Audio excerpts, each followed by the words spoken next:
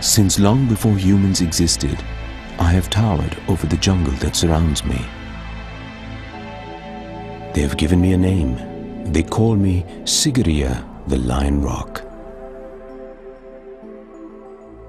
I have seen many things through the ages: murder, revenge, and reincarnation.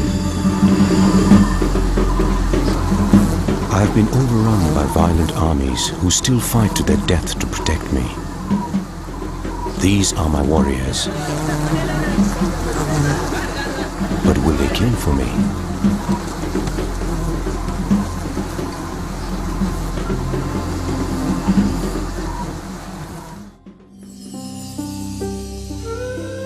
Humans have used me as shelter for thousands of years, living together in peace and harmony. But 1500 years ago, everything changed. Let me tell you a tragic tale. There once was a prince called Kashyapa who was so greedy for power that he killed his own father, the king. He buried him alive and came to me with his army, trying to escape from this revengeful brother. Kashyapa was scared for his life and thought I would keep him safe. And I did, for a while. Now 1500 years has passed and the king's army is long gone. But another army is still here, still ready to attack anything they see as a threat to their queen and me.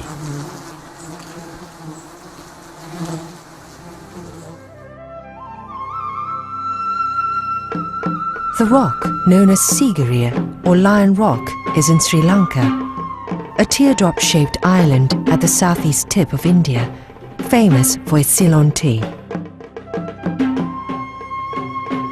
Hidden from the outside world for 500 years, Sigiriya is found about 160 kilometers away from Sri Lanka's capital, Colombo. Monsoonal rains fall twice a year, determining the seasons and the migration of these bees.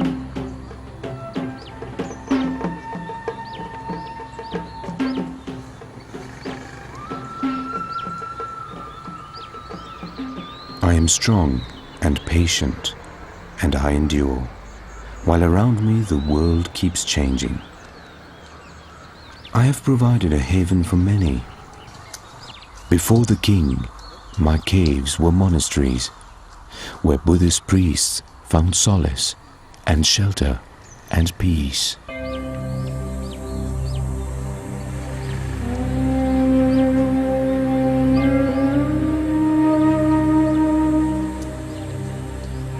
But Kashyapa the king put an end to all that. He had these frescoes drawn on me, now so ancient they are a part of me. When I look at them, I remember him.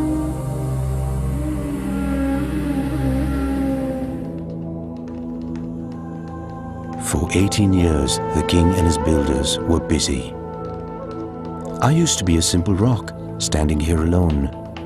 But he was a man of earthly pleasures and built gardens and fountains, palaces and pools all around me. And no king comes alone. There were soldiers and servants and hundreds of concubines who saw to his every need. I miss the peace, but it was an interesting time.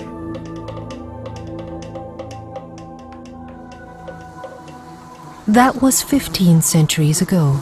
Of course, the king and his soldiers are dead, but an army still lives in the rock fortress. Thousands of warriors who stand to attention, protecting the rock from harm. Simple farmers, really, until they're under threat. Then all hell breaks loose.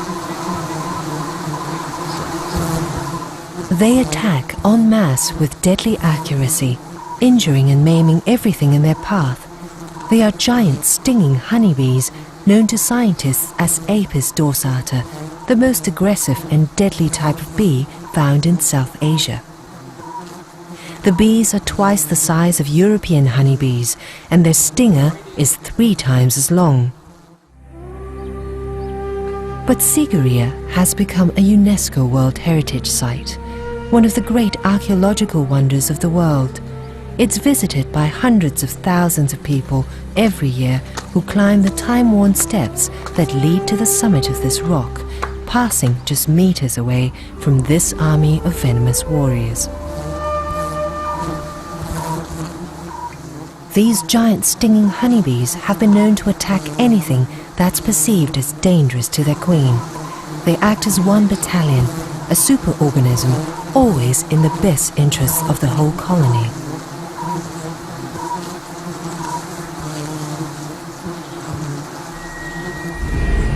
On May the 1st, 2004, a child threw a stone at one of the nests, and the bees went on a rampage.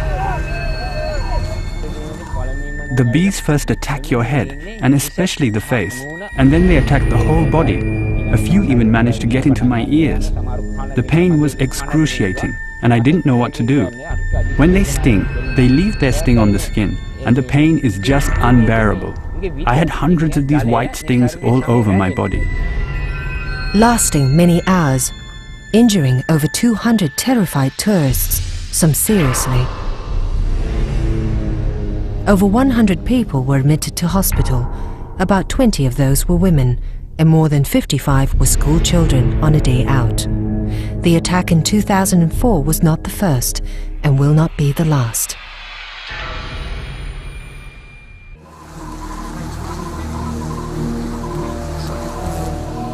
My army is always poised to defend me. They brought me peace again. But this calm never lasts for long. When will they attack again?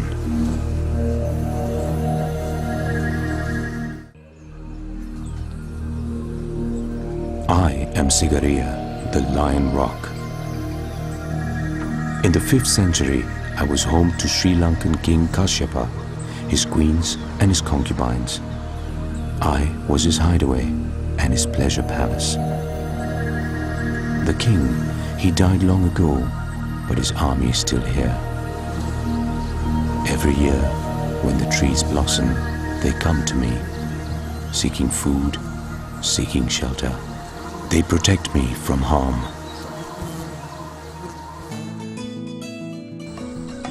Sri Lanka is a country hit by the southwest and the northeast monsoon. Some areas receive more than 500 centimeters of rain a year, others considerably less.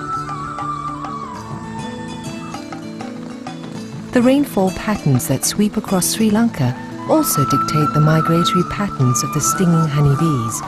They fly away from the rain and towards new sources of nectar, pollinating the flowers as they go on their journey. These giant honeybees are found all over South Asia. Bee and man have lived side by side for generations in the small rural towns of Sri Lanka in perfect harmony.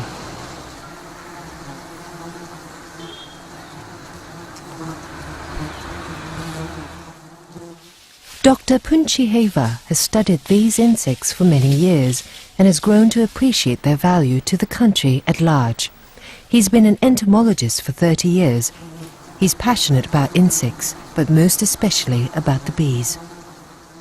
I think every child has a kind of an insect period in their life. And perhaps mine, I kept it all these years. Dr. Punchiheva splits his time between teaching at a local university and travelling around Sri Lanka studying the bees. His current project is to document their migratory patterns throughout the country. Having worked with bees for 3 decades, Dr. Punchiheva knows when the bees can be approached and when he needs to keep his distance. This type of honeybee is open nesting, where the bees hang on the outside of their nest and are more vulnerable to attack than most other bees, making them more aggressive. For Dr. Punchiheva, Sigiriya and the bees are inextricably linked. Bees should have been coming to Sigiriya for thousands of years.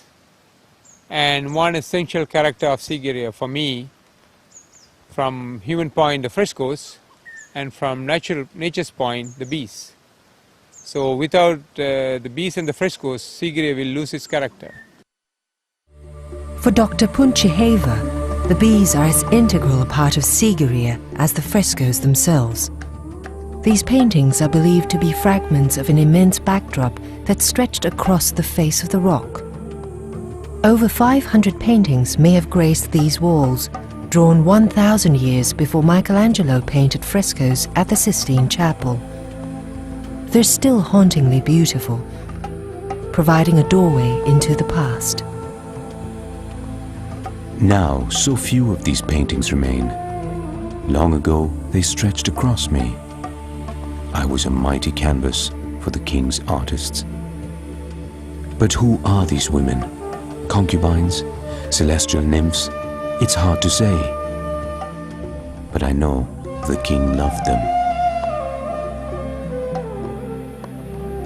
King Kashyapa lived well, but in fear. He feared death at the hands of his brother. He hired master builders to create his pleasure palace. This was my golden age. 15 centuries ago, I was a grand citadel, totally symmetrical by design. I, Lion Rock, was at its very center. There were pleasure gardens and bathing pools, fountains and pagodas. Thousands of people lived here, soldiers, servants and concubines, all serving the king. Halfway up the limestone steps, he built this mighty lion. Entering through its open mouth, the king would make his final climb to his private pleasure palace. Even the boulders were landscaped, all part of a geometrical plan. Now, one of the oldest gardens in the world.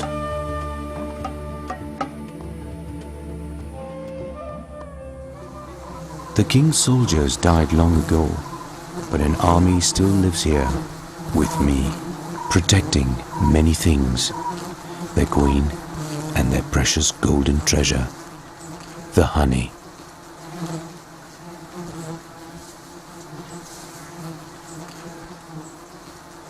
The giant stinging honeybees build their nests on sparsely leaved trees or rock crevices where they can see the sun, using the direction of the light as a compass to forage for food. This openness is important from the point of their communication.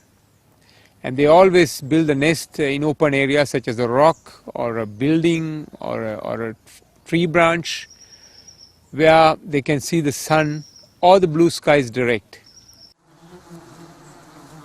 Bees are a superorganism where good communication is key. Each bee carries out all his duties to aid the survival of the whole community. Food gathering is just one of their major daily tasks. Bees most often forage in the morning and again midday.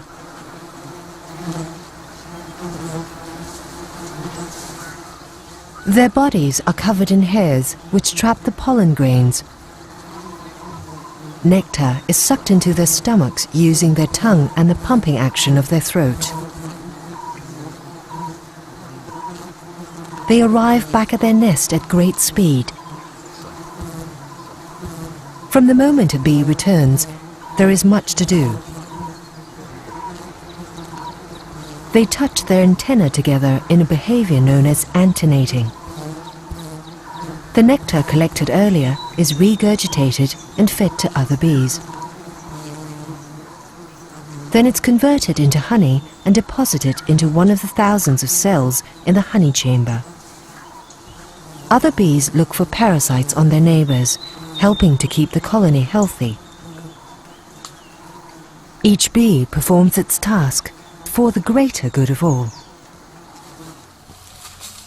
For hundreds of years, smoke has been used as a means to control honeybees. Dr. Punchiheva is smoking these bees so that he can uncover the honeycomb and take a closer look at the colony. Bees get disorientated with smoke. Fearing an impending fire, they gorge on the honey.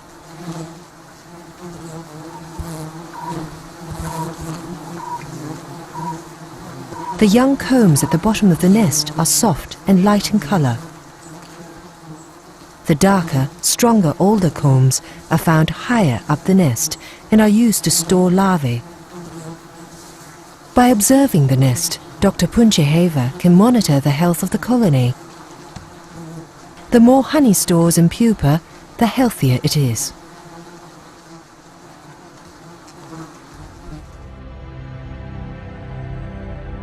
The workers produce this beautiful piece of nest architecture. Wax from their glands sculpt these perfectly symmetrical cells. The combs contain honey at the very top. Stored pollen is located further down. The queen, always hidden from view, walks up and down at the very heart of the nest, carrying out her sole responsibility, the laying of eggs for future generations. The waxy nest acting like a giant incubator for her brood.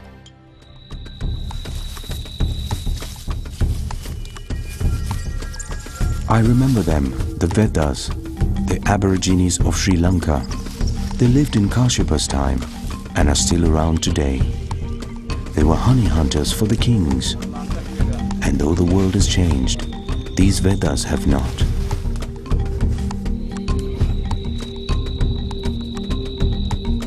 I used to watch them, finding honey in the hollows of trees.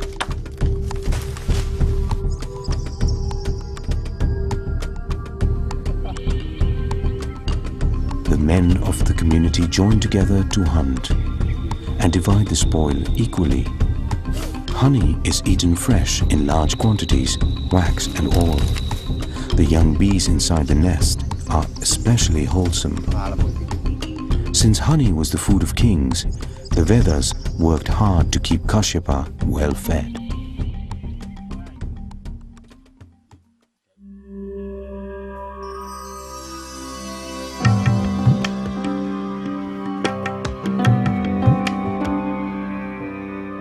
The king lived in luxury for nearly 20 years. He loved water and built fountains and pleasure pools all over the grounds.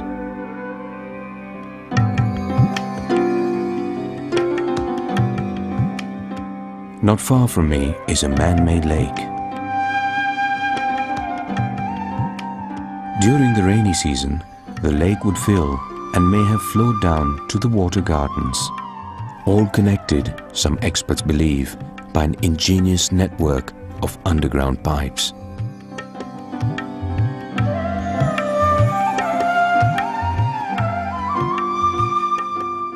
It's one of the oldest surviving gardens in the world, built before the Mughal gardens in India and 500 years before the grand temples of Angkor in Cambodia. I used to see the king watching his concubines frolicking in the pools. Incredibly, the fountains still work today, during the rainy months between November and January.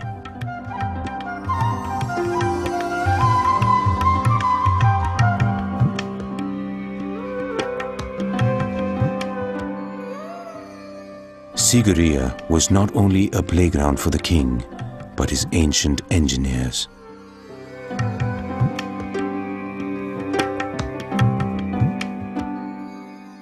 I stand tall and upright amidst jungle. The king, he built 1,000 steps to scale me. Not an easy climb, even today.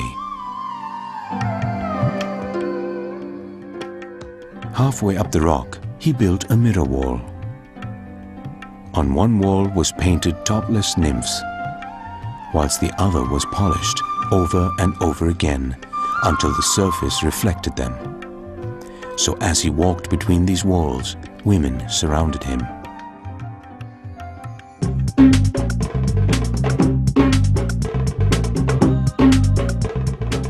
According to legend, these dances date back to the 5th century BC. It was a ritual created to rid the king of a magic spell. But dancing is not just confined to humans. Bees dance too.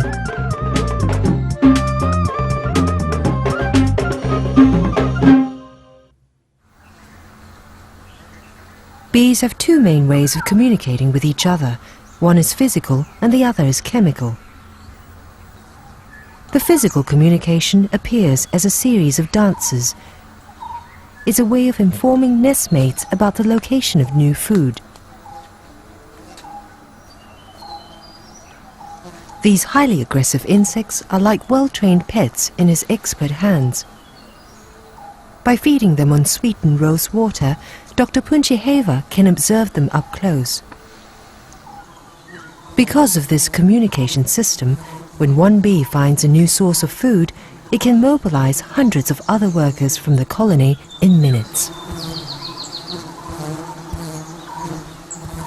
The landing bee with the new food source, with the new food from the new source, will just run on the comb and butting into the nestmates and saying, "Hey, I found some food," and they all get excited.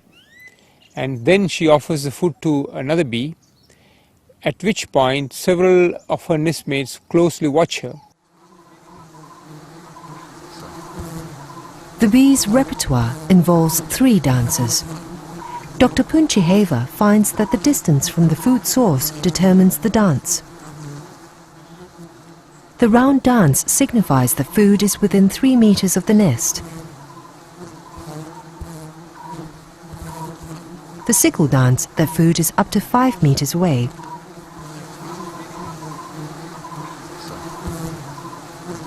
And the tail wagging dance, that food is over 5 meters away. With distance conveyed, the bees now need to communicate direction. Here, they align their bodies at the same angle as the food. Now the rest of the colony knows both the direction and distance, the feasting can begin.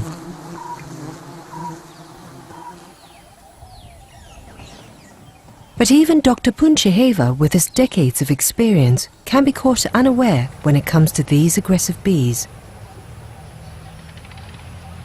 As he approaches this 30-meter tree, a hungry lizard has a similar idea.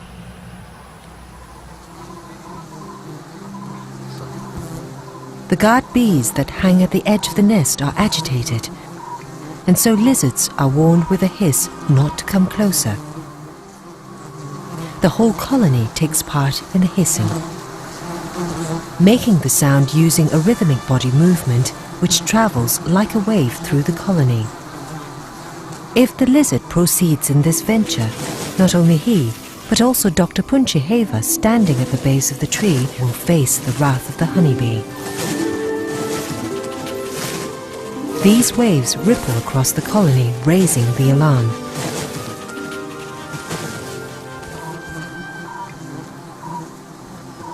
Fortunately for both the lizard and the entomologist, the danger passes without incident.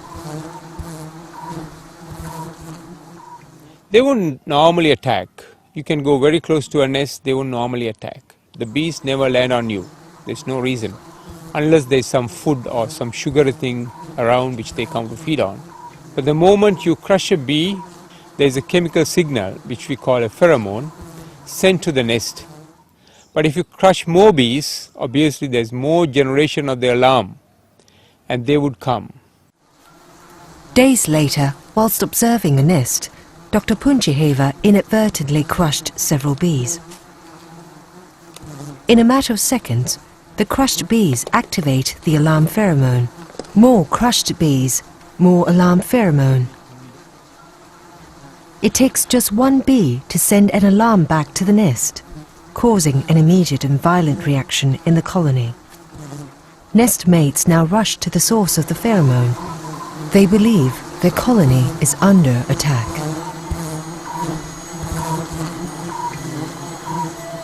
Of the 3 species of honeybees in South Asia, the Apis dorsata is by far the most aggressive and deadly.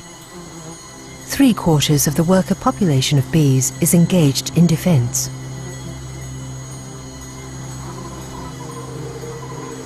Bees give up their own lives for the survival of their queen. sometimes sacrificing thousands of worker bees to save one queen. When under attack, they thin out this bee blanket.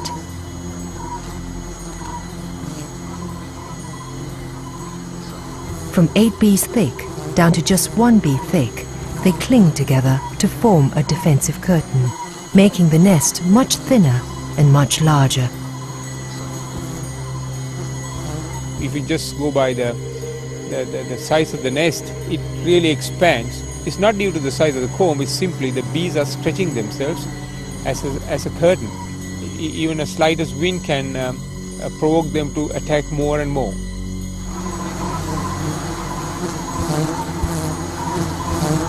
The nest can expand to 20 to 30 centimeters from the comb, allowing the bees to instantly respond to the threat.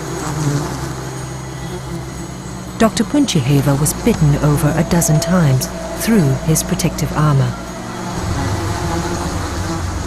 A terrifying exhibition of defense at its most aggressive. The victims in Sigiriya were less fortunate. With no protective suits, they were totally unprepared to face these ferocious warriors.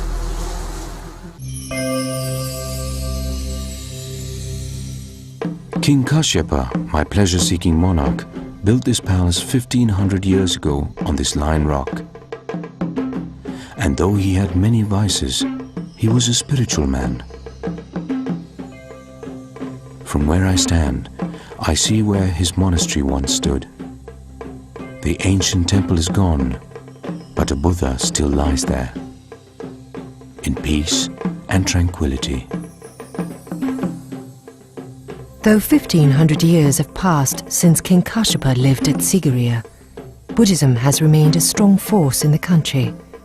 Visits to the temple and the offering of food to the priests are still very much part of everyday life.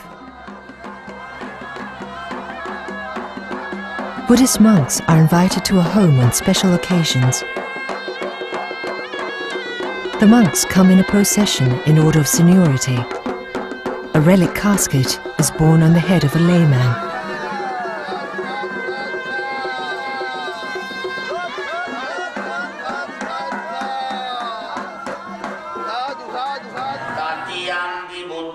Prayers called pirith are chanted, warding off all forms of evil and danger, or so people believe.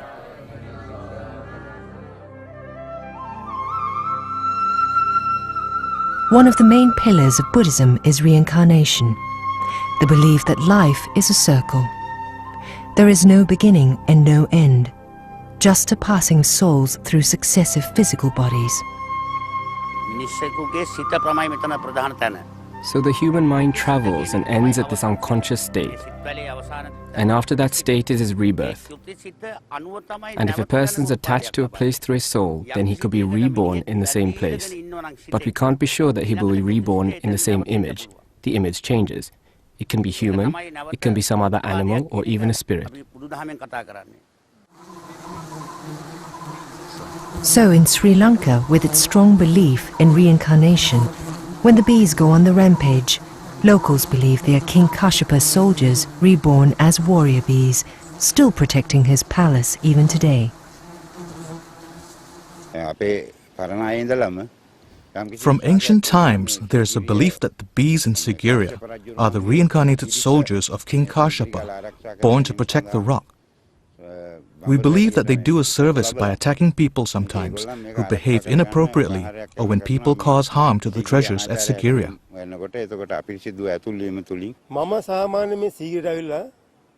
It's been 30 years since I came to Sigiriya. In these 30 years, except for 2 years, there has been a bee attack every year. The people who live here believe that these bees are the reincarnation of King Kashyapa's soldiers. They think that the bees are protectors of Sigiriya.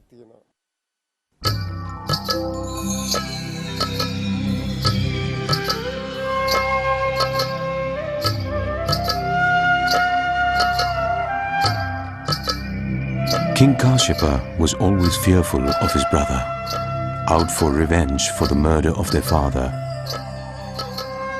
So the king built high walls and moats and guard posts on my grounds.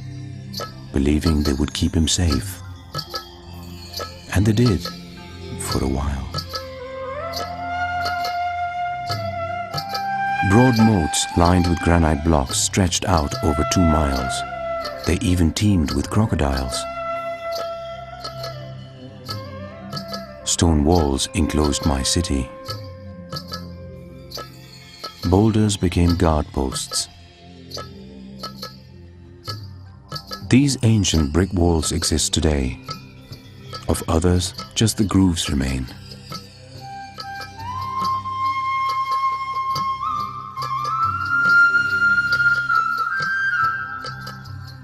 The king built his palace at the top of the rock, 200 meters above the city, so his enemies would have to climb 1,000 steps before they could reach him. Guarding the entrance to his palace was this magnificent lion. That's how I got my name. Time has eroded this huge creature. Now only its paws remain. The king was a secretive man and feared for his life. He took only his queens with him beyond the Lion Rock, building his palace at my highest peak. The lion staircase spirals its way to the summit and the king's pleasure palace. It was like being on top of the world.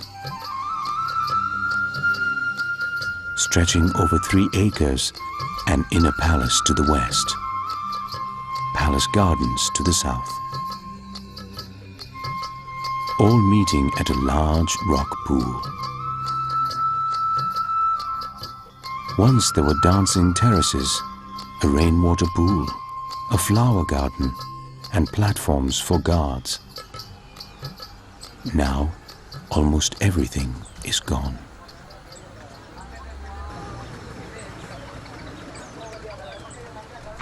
King Kashyapa made this fortress for keeping people out. 1,500 years on, visitors are encouraged to come in. Hundreds of thousands of people a year. When the bees of Sigiriya go on the rampage, authorities step in to safeguard the tourists and close the site to let the bees calm down. After the attack in May 2004, Sigiriya was closed for 4 days. The sacred full moon day, or Poya, is a monthly national holiday in Sri Lanka, a day of reverence for the faithful. On full moon days, humans come in their thousands.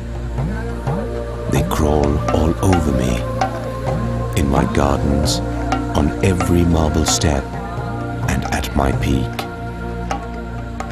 Disturbing me, breaking the calm and the quiet.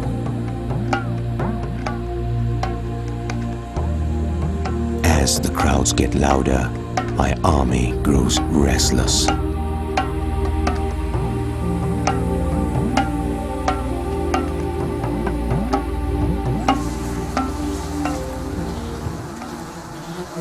It is no easy task to walk up the 1,000 steps to reach the summit of this magnificent rock.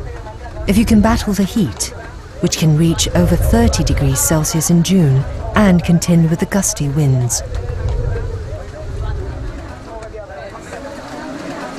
There is one main path up the summit and one main path down.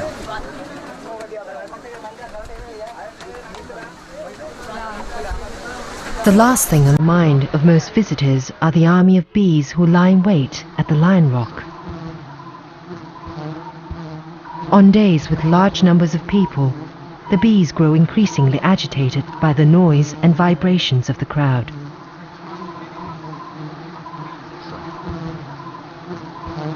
My army is large, up to 100,000 soldiers in every nest, and over a dozen nests on my rock ledge. Sigiriya is home to 1 million warriors, defending their home until the bitter end.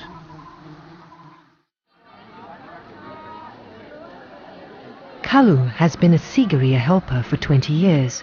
supporting tourists as they struggle with a steep climb up and down the steps. Usually, tourists start arriving by about 7 in the morning, and I approach them to see if they need any assistance climbing the rock. There had been a bee attack the previous day, and the guides had warned us about it, but I had secured some work to help this one tourist.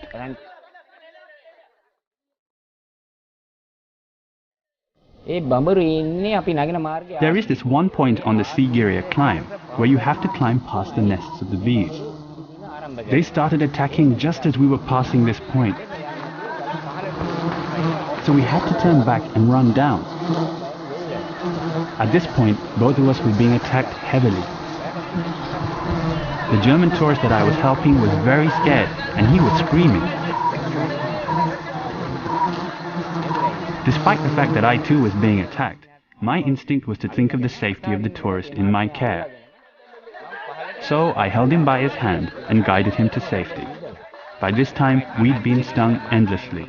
They had even gone into our ears. The giant stinging honeybees, once on the attack, are merciless and will keep attacking the crowds in waves until the danger has passed, always attacking downwards for several hundred meters.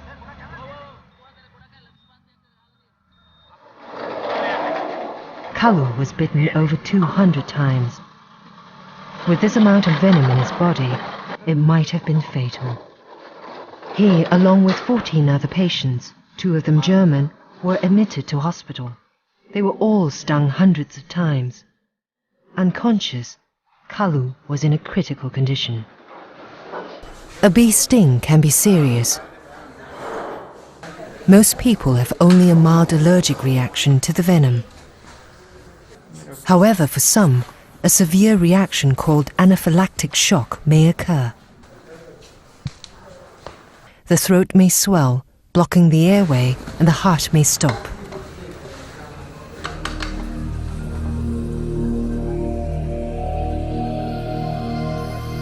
A worker bee has a sting at the end of her abdomen. The sting sticks in the victim's skin so firmly the bee rips her internal organs to get away. The venom continues to enter the victim from the stinger for 45 to 60 seconds. In the United States alone, more people die from insect stings than from spider or snake bites. The Vaddas, the traditional honey gatherers of Sri Lanka, have collected honey for thousands of years, but they have a couple of tricks up their sleeve. The very aggressive giant bee, they only pillage on moonless nights. Without light, the colony is disorientated and cannot attack. They also use a preparation of ochre leaves to diffuse the stings of the less aggressive honey bees. The ochre leaves are ground together with salty water and applied to neutralize the stings.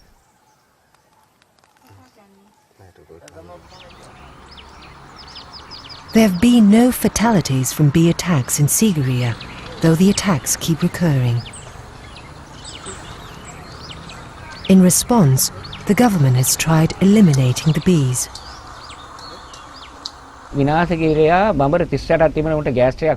realizing the threat that the bees posed, officers from the Cultural Triangle and Sigiriya decided to destroy the bees. They tried using a poisonous gas to kill the bees, but in less than a year they were back, exactly where they were. They even tried covering the nests with nylon nets. Even that didn't help.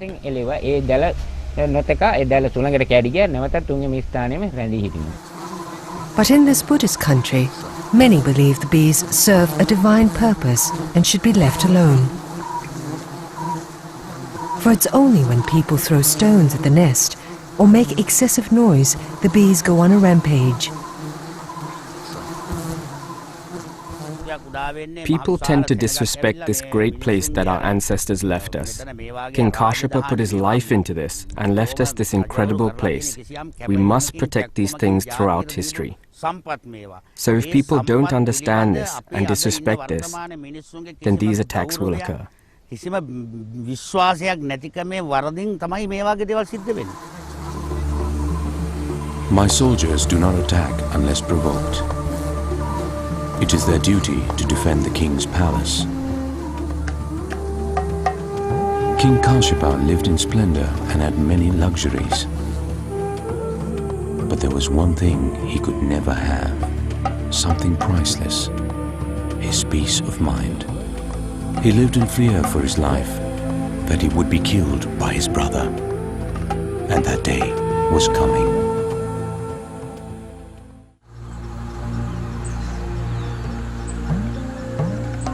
Life is followed by death, is followed by life, in an endless cycle.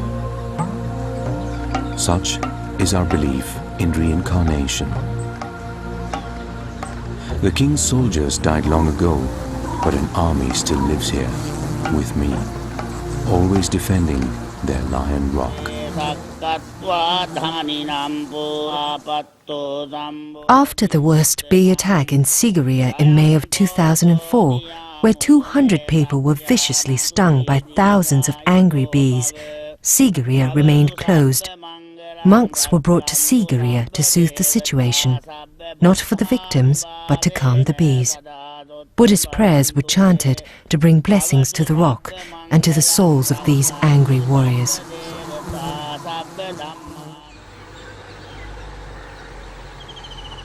Whether depleted in numbers due to an attack or running out of food sources, the nest goes into decline.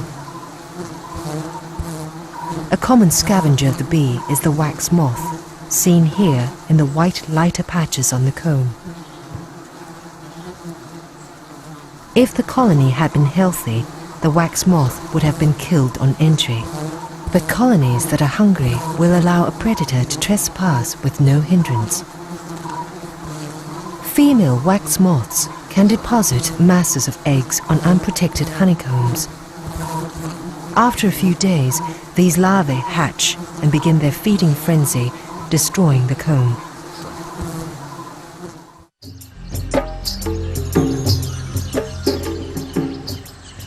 Worker bees only live for 50 days, whilst the queen lives for years.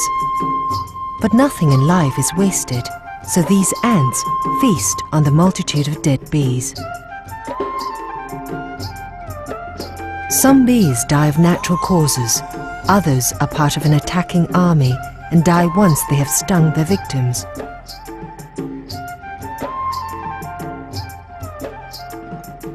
And the cycle of life and death and rebirth continues.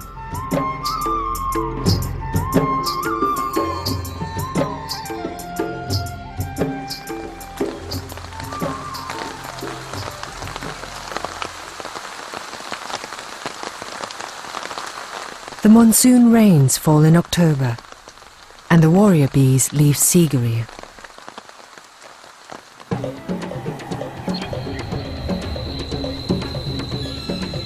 Each colony has its own smell, keeping track of each other by scent. This is a once-in-a-lifetime journey. Only the queen lives long enough to make more than one migration. The colony may lose up to 50% of its bees before reaching the new nesting grounds, which could be up to 160 kilometers away. But incredibly, future generations are able to find their way back to Sigiriya.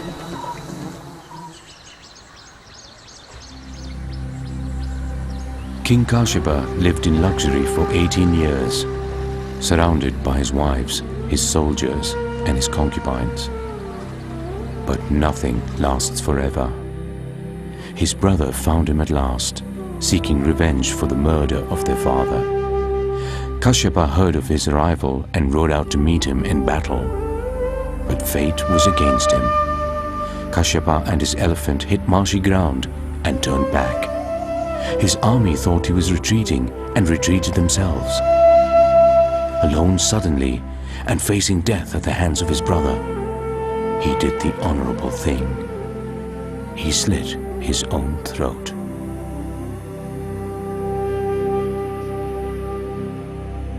Buddhist monks lived here long before Kashyapa arrived, and so too long after his death.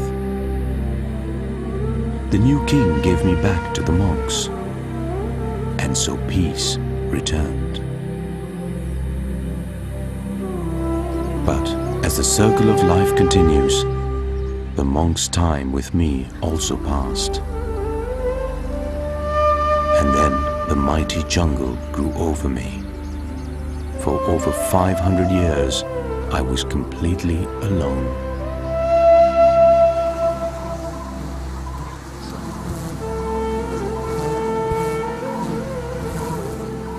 But as monks and kings and tourists come and go, the bees remain. Returning year after year in their hundreds of thousands to the exact same spot on their Line Rock.